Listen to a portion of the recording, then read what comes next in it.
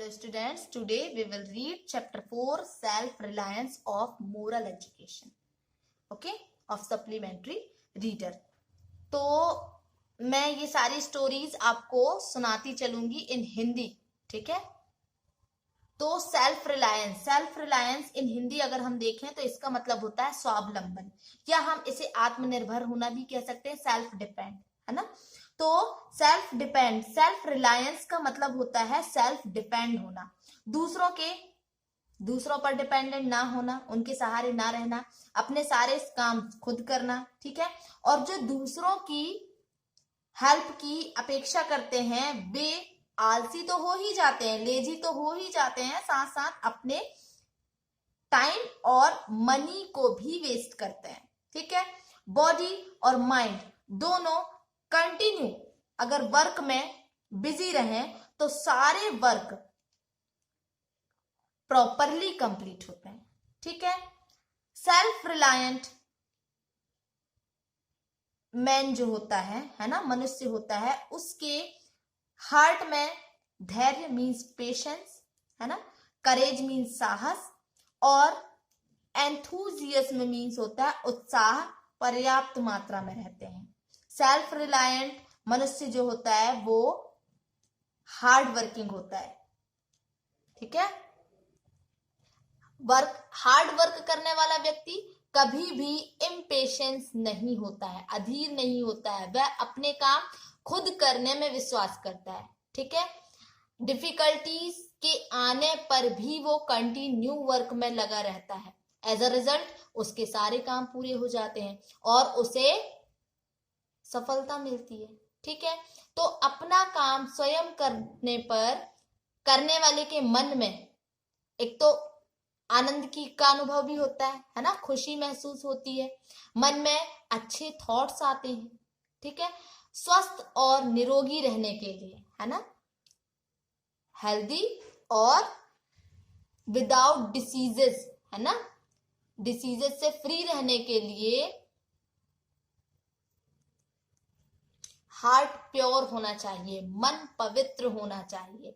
Self reliant person continue अपना जो daily की दिनचर्या होता है उसको बनाकर, है ना, डेली रूटीन जो होती है उसको, है ना, वो सारा प्लान करके उसके अकॉर्डिंग काम करता है कि हमें इतने टाइम क्या करना है, हमको 10 बजे क्या करना है, 11 बजे का क्या करना है, पहले से ही सारी प्लानिंग वो कर लेता है, ठीक है।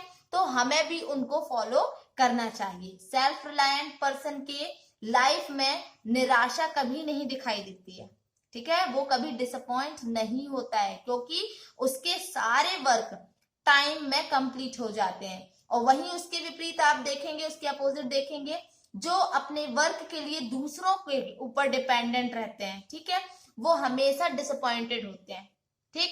निराशा उनके मन में हमेशा बनी रहती है कि काम होगा कि नहीं होगा, नहीं हुआ तो भी डिसअपॉइंटेड हो जाएंगे, ठीक है। और फिर जाकर आगे फिर अपने भाग्य को कोसते हैं, ठीक है, कर्स करते हैं, है ना, अपने फेट को, ठीक है। तो अपना काम स्वयं करने वाले के मन में ये तो पता है कि आत्मिक आनंद, है ना, फील होता है, ठीक है, खुशी का अनुभव होता है, और माइंड जो है प्योर हार्ट, है ना, मन पर पवित्र प्रभाव पड़ने से भी मन निर्मल हो जाता है। तो स्वस्थ और निरोग रहने के लिए पवित्र रहना परम आवश्यक है, बहुत ज्यादा वो आवश्यक है, ठीक है। तो इस रूल को फॉलो करने के लिए डेली, है ना, अपने डेली रूटीन जो है, नियमित दिनचर्या बना लेना चाहिए और उसके अकॉर्डिंग ही हमें हमेशा अपना काम खुद ही करना चाहिए, ठीक है। यहाँ कुछ इंसिडेंट्स आपको दिए हुए हैं, इंस्पायरिंग इंसिडेंट, तो वो मैं आपको सुनाती हूँ। तो गुरु नानक देव जी की ग्लास एक गंदे नाले में गिर गई, ठीक है। तो उन्होंने डिसिपल्स की ओर देखा और कहा इस ग्लास को उठा लाओ, ठीक है। तो एक शिष्य ग्लास उठाने के लिए सफाई कर्मचारी को, है ना, सर्वेंट को बुलाने के लिए दौड़ पड़े। तो नानक जी जो थे इससे बहुत ज्यादा निराश हुए, वो संतुष्ट नहीं हुए इनसे, है ना, ये देखकर कि वो छोटा सा कार्य करने में भी हिचक रहे हैं, मतलब उनके जो स्टूडेंट्स हैं, डिसिपल्स हैं, वो एक छोटा सा काम करने में भी पीछे हट रहे हैं और सर्वेंट को बुलाने जा रहे हैं, ठीक है।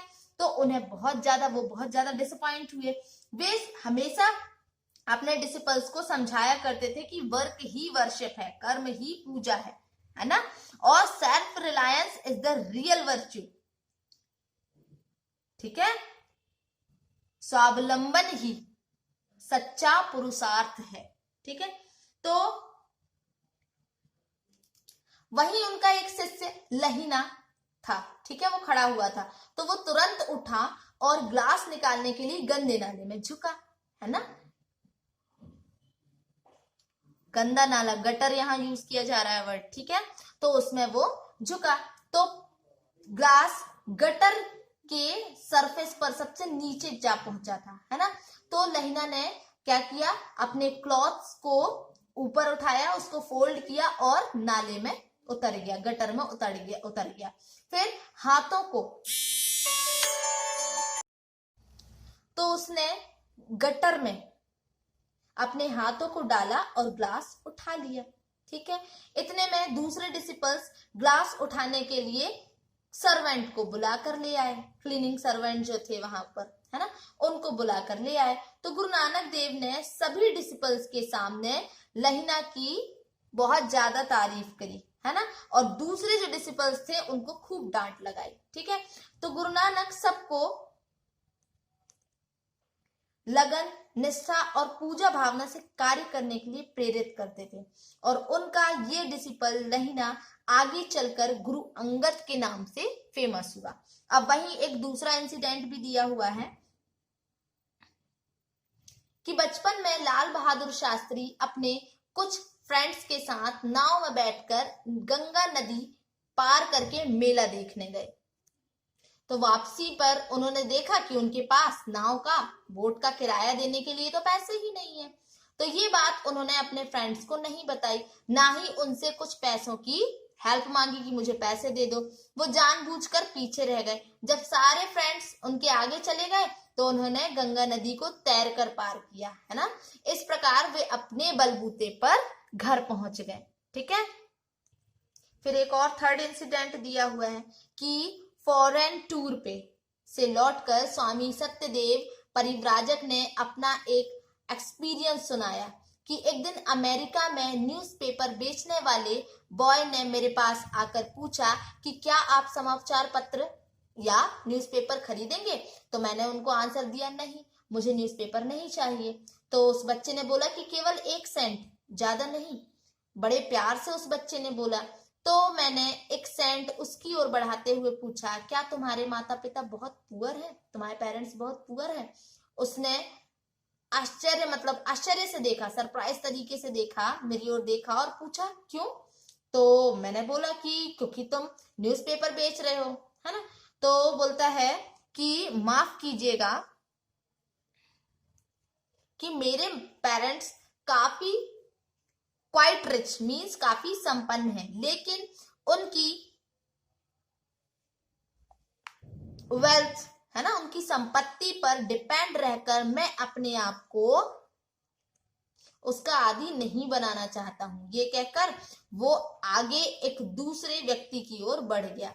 तो स्वामी जी उस बॉय के सेल्फ रिलायंस की फीलिंग से बहुत ज्यादा इंप्रेस हुए, ठीक है। अब यहाँ कुछ क्वेश्चंस दिए हुए हैं, तो इसके आंसर्स आप लोग फाइंड करेंगे, ठीक है। नेक्स्ट डे डॉक्यूमेंट्री में इसके आंसर्स मैं अपलोड कर दूंगी, ओके।